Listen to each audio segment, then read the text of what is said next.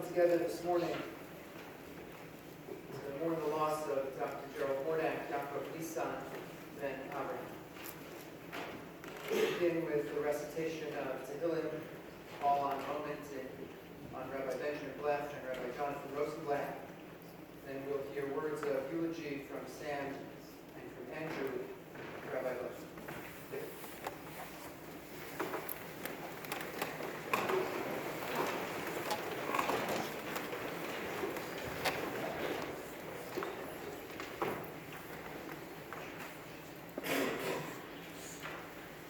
אשר איש, אשר לא הולך יצא ששויים, ובדרך התועים ואומרים, ובמשה פליצים לא ירשו, כי אם בתורס הרי חפצו, וזו עשו, יהיה יומם ובוילו.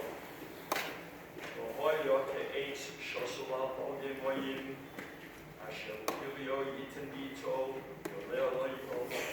וכל אשר יעשה יצליח, לא כן בראשויים, אם כמוץ אשר תדפנו רוח, על כן לא יקום ראשון במשפט, וחתום יד צדיקים, כי יודע אדוני דרך צדיקים, ודרך ראשויים טובי.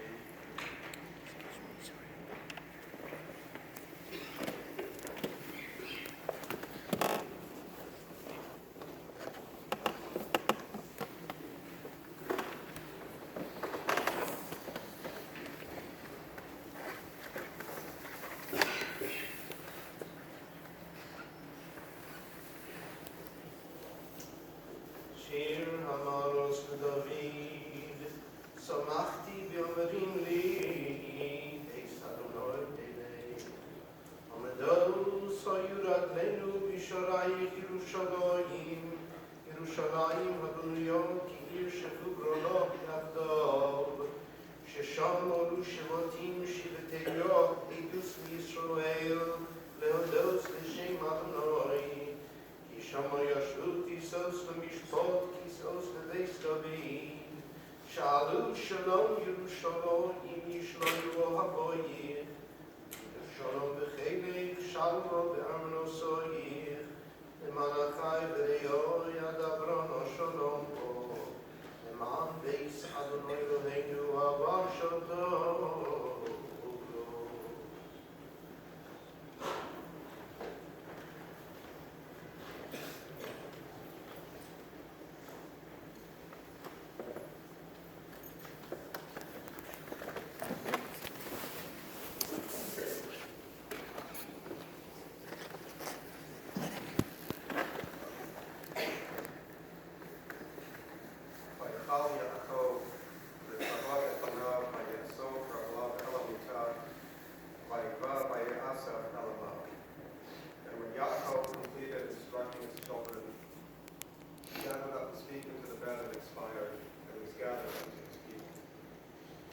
My dad, too, was Yaakov Nissan ben Abraham in Hesse.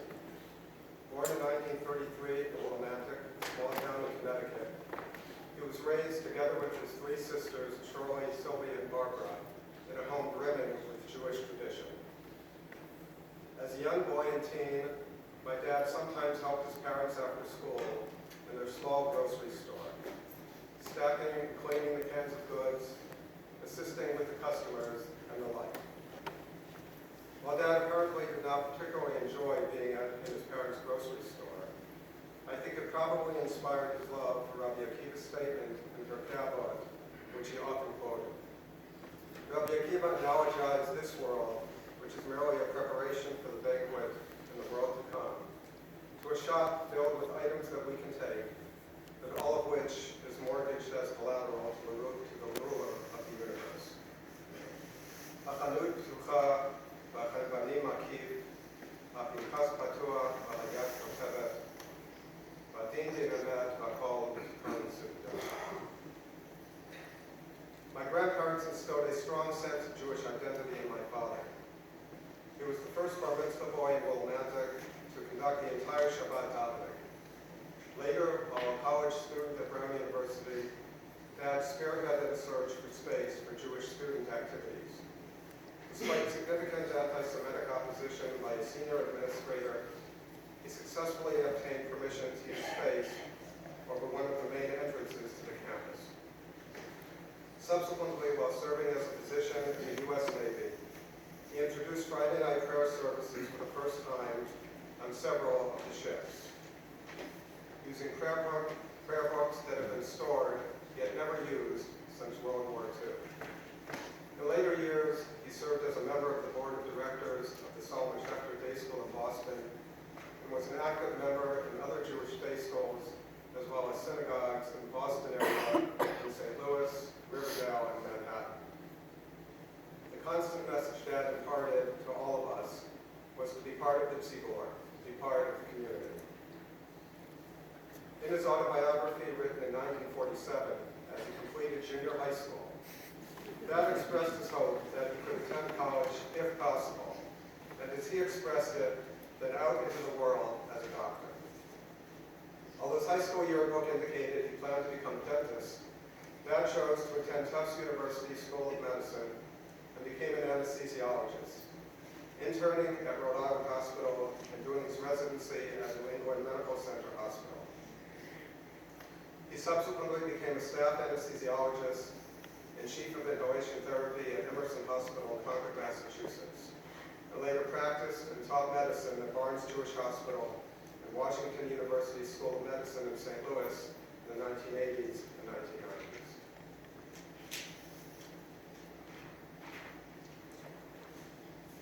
Dad's specialties were respiratory care as well as pain management. In 1971, while at Emerson Hospital, he facilitated a patient's use of an automatic respirator. This was the very first time that an automatic respirator was used by a patient in the greater Boston area. Dad also volunteered as a visiting anesthesiologist for a month at Hadassah Hospital in Jerusalem in the mid-1970s. He was so excited to contribute professionally to the state of Israel, which he unwaveringly supported, including proudly marching with Shari Tzedek Hospital in the Salute Israel Parade. I'd like to share an excerpt from a note written to my dad by one of his patients in the mid-1990s, which I think epitomizes his care, both medical and personal, for his patients. I thought I would thank you so much for your deep concern, your gentle kindness, your sharing with me your same experience, and your wonderful technique of administering anesthesia. I can't ever remember a time through my numerous surgeries when I felt so comfortable and not so afraid. I really appreciated your follow-up the next day. Dad often found ways to make the stories of Tanakh and the teachings of Chazal relevant to his own life. For him, his expertise in administering and teaching CPR was a modern-day analogy to what the prophet Elisha did when he revived the son of the Shunammite woman, as described in Sefer Malachim, the Book of Kings. As Dad liked to quote, "And Elisha went up and lay upon the child, put his mouth upon his mouth, his eyes upon his eyes, and his hands upon his hands, and he stretched himself upon him, and the flesh of the child became warm, and he was revived." Dad had a wide range of intellectual interests, including science, archaeology, art, music, architecture, religion, philosophy, and history, just to name a few. Anyone who mentioned some historical personality or event to my dad did so at his or her own risk. You were likely to receive a long lecture from Dad about all the details no one else knew. He excelled in his knowledge about the lives, the culture, and the battles of the world's kings, queens, emperors, pharaohs, and czars. As a result, joining Dad on guided tours always presented a challenge, at least for the guide. Because Dad inevitably knew more about the subject than the guide. Sometimes his interests overlapped in amusing ways. For example, his interests in photography and archaeology meant that for some of our early family trips to Israel, we probably have many more photos of ancient ruins and holes in the ground than we do of people. Over the years, his hobbies included playing piano, his paperweight collection, gardening, including planting and building a Japanese-style garden, and interior work on our homes. Dad never tired of learning. When he and Mom retired to Manhattan about 20 years ago, Dad spent much of his time trekking to YU, Yeshiva University, where he sat in on the Mechina classes. He loved conversing with the Rebbeim, often teaching them as much as they taught him. He was amused by the fact that the younger students were surprised to see an elder gentleman attending the classes voluntarily, since most of the courses were required for the college students, but he kept at it for years. After retiring from the practice of medicine and moving to Manhattan, Dad, together with Mom, was able to enjoy many years visiting museums and attending lectures and performances, including theater and opera, as they pursued their lives in the Big Apple. They also were fortunate to have had the opportunity to travel abroad together, not only to Israel, where they visited many times, but also to Russia, Turkey, Italy, and other European countries. Of all his interests, the one that meant most to Dad was family.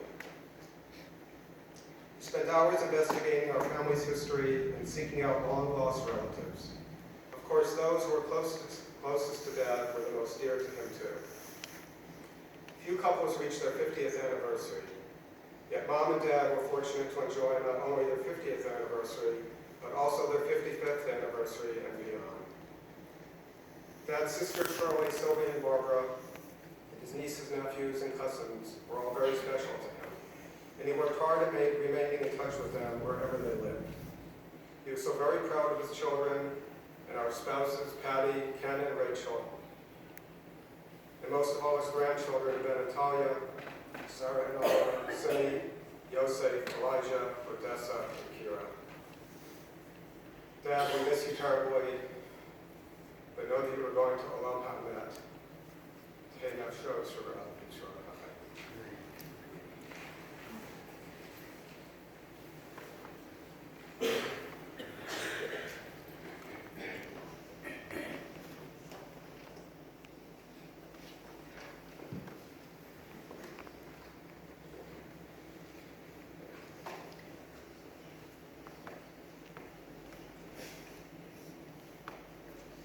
There may be a fair amount of repetition in what I'm going to say, but I think that simply confirms who my father was. My father, Yaakov Nissan and Avraham Behesi, Dr. Gerold Nathan Borodach, would be overwhelmed by the number of people who are here today. So let me start by thanking you for honoring him with your presence here today. Dad was born in Willimantic, a small rural mill town in northeast Connecticut in 1933. Passed away this week in New York City. Separated by 125 miles and 84 years, the journey from one to the other is the story of a man who was passionate about his Yiddishkeit, took seriously his responsibility as a physician to ease the pain of others, felt strongly about the importance of communal involvement, had vast and wide-ranging intellectual knowledge and curiosity with an incredibly strong and abiding commitment to education, and first and foremost, cared deeply about his family, which he placed at the center of his world. Dad's father, Abraham, was a yeshiva student in Sofer and Slip before immigrating to America around the age of 20 in 1912. He came to assist his widowed sister raise her 6 young daughters.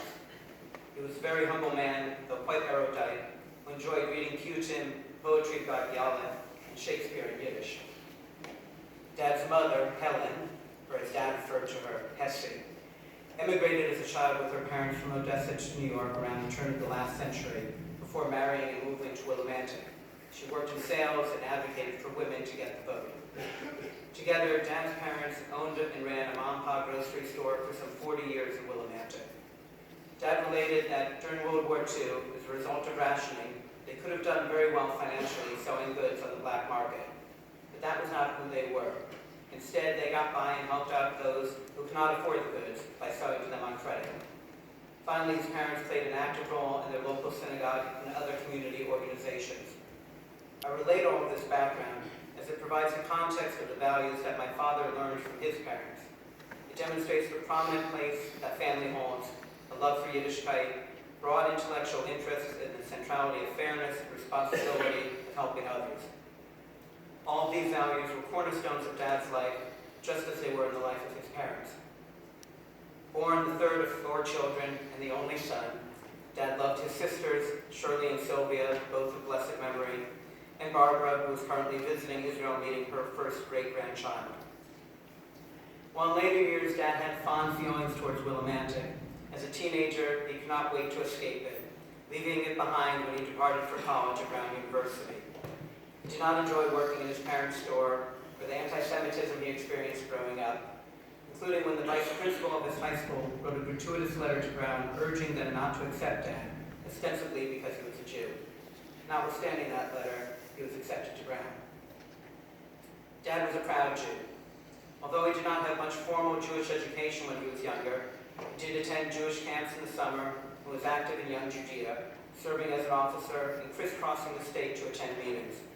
And throughout his life, he recalled avidly listening to the radio as the United Nations voted on the partition of Palestine in November 1947. Dad graduated from Brown University in 1955, receiving honors in biology, having conducted research on the carcinogenic effects of tobacco on mice. This was long before the link between tobacco and cancer became a popular topic. Indeed, Dad was one of the first, if not the first, to receive honors in biology at Brown. He also spent a summer at the prestigious Woods Hole Biological Laboratory. The report from that summer's research can be found online today. Dad's most important college experience occurred at the beginning of his junior year, when he attended an event at Hillel where he met a Providence native and Pembroke freshman, Ardell Kabalkin, whom he would later marry. They married about 5 years later, and this coming December, over Hanukkah, they would have celebrated their 60th wedding anniversary.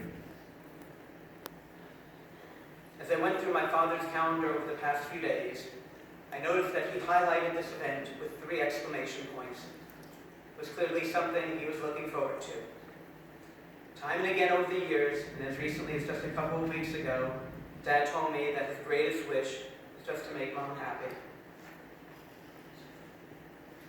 Following his graduation from Brown, Dad attended Tufts University Medical School, and then specialized in anesthesia, and later developed a subspecialty in pain management. This specialized career path was in large part driven by the experience with his father's death in 1960 from kidney cancer, from which his father needlessly suffered. And Dad wanted to ensure that others would not similarly suffer from pain. That experience also greatly influenced his views on patients' rights.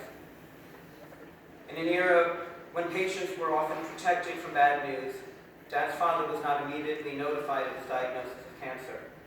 When he finally learned of his diagnosis, he felt he had been robbed of the ability to make his own decisions regarding those last months. Perhaps, rather than working those last months, he would have chosen to spend more time differently with his loved ones. As a result, Dad became a strong advocate of patients' rights. Dad subsequently served as a doctor with the rank of lieutenant in the United States Navy for 2 years. In October 1962, with Mom a few months pregnant with Sam, Dad was shipped out in what was expected to be the first wave of the invasion of Cuba during the Cuban Missile Crisis. The ship was only a few miles off of Cuba during this period. Everyone was expecting war, possibly even nuclear war, and there was a fear that Dad might not return.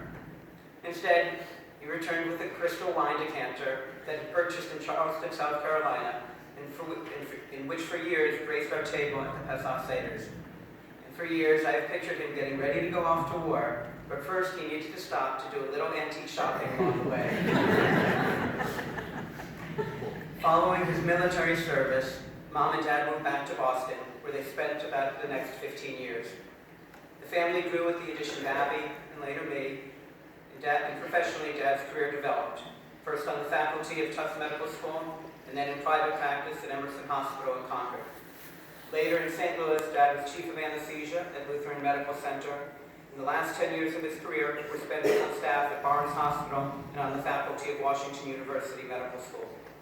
Not only was he an excellent anesthesiologist and caring one, which Sam already spoke about, he was a teacher who trained a generation of future ones as well. Professionally, Dad was an early proponent of detailed concurrent medical record keeping, including electronic record keeping. In fact, some 35 years ago, I input data for Dad's entire anesthesia department, creating a database that tracked, among other things, trends in care and complications. Dad also was involved in cutting-edge design of the hospital's emergency room and operating room, reconfiguring them to ensure their best and most efficient use, leading to better treatment for the patients. He also took on leading positions in professional organizations, including serving as the president of the Missouri Society of Anesthesiologists. All in all, Dad simply wanted to help people, care for them, and alleviate their pain and suffering. While he hated the bureaucracy of medicine, he loved the practice. As a child, I recall how he would spend hours on the phone discussing cases and talking to patients to ensure they received the best treatment. Even as recently as 2 weeks ago at our Super Bowl party, more than 20 years after he retired, Dad was handing out advice and detailed and extended conversations to our friends, urging them to get appropriate vaccinations. Dad also was actively involved in Jewish communal affairs. He felt there was an obligation to be proactively involved in building and growing one's community, and to never ever be Paresh Tzibur, to never separate oneself from the community. It's something he learned directly from his father. It is quite fitting then that yesterday's Torah reading was from Parshat Truma, which opens with the verse that every member of the community who so desires should contribute to the building of the Mishkan, the tabernacle in the desert. For Dad, this meant in essence that for the community to be whole, we must all come together, do our share, and contribute. Indeed, Dad was adamant that people should join the synagogue, and he told this directly to me many times, and I believe at least some of his grandchildren. He did not care which synagogue, but it was important that you be part of and support your community. So as to community engagement, Dad was a wonderful role model. In Needham, Dad and Mom were founders of Temple Aliyah, a synagogue there. He also served on the Board of Jewish Education in Boston and was chair of the Education Committee at the Solomon Schechter Day School in Boston. In St. Louis, he served as president of the Sholem Beis Avraham, affectionately known as Beis Abe, and on the Vada year, when it was selecting Rav Rifkin as the city's chief rabbi, the only U.S. city at the time with a chief rabbi. Israel also held an important place in Dad's heart. As noted earlier, he was an active member of Young Judea in his youth, and he was excited by the seminal UN vote on the partition of Palestine. He even toyed early on some level, with making Aliyah. And in the spring of 1974, following the Yom Kippur War, he spent a month volunteering as an anesthesiologist at Hadassah Hospital. It was a tremendously fulfilling experience for him, combining his love for medicine, Israel, and helping others in their time of need. Turning to Dad's broad range of intellectual interests, the term polymath is apt when describing him. He had vast knowledge covering a wide range of topics and disciplines. Medicine, of course, with a particular interest in the history of anesthesia, and the latest developments in science more generally, but also general history, continental European, English, Russian. Are these periods too recent? And how about Roman antiquity or the Byzantine Empire? Or we might provide an extended discourse on the interconnectedness of the royal houses of Europe and their impact on the history of the region. His intellectual curiosity started early. Indeed, I learned just last night, and this fits very much into the picture of my dad, that as a child he read the entire encyclopedia. So how about art in the museums of New York? The Frick, the Met, the Asia Society were favorites. And by the way, how many people go back again and again to see the same exhibit? My father certainly did. And if he thought it might be useful, such as at the Met's Byzantine art exhibit several years ago, he would bring his own magnifying glass to more closely examine the details of the artwork. And if Mom and Dad were traveling, well, he would be happy to spend extended periods of time at the museum. The British Museum, the Louvre, the Hermitage, the Topkapi Palace in Istanbul. And when he visited China with his sister Sylvia, he was off to the Forbidden City. Or perhaps he and Mom would create their own tour, such as when they toured the southern cathedral towns of England with a private guide so they could go at their own pace. And as to the archaeology of Israel, he was always up to date on the most recent discoveries. When the family spent the summer of 1977 in Israel, it was like a kid in a candy store, examining every random hole in the ground to understand its historical significance.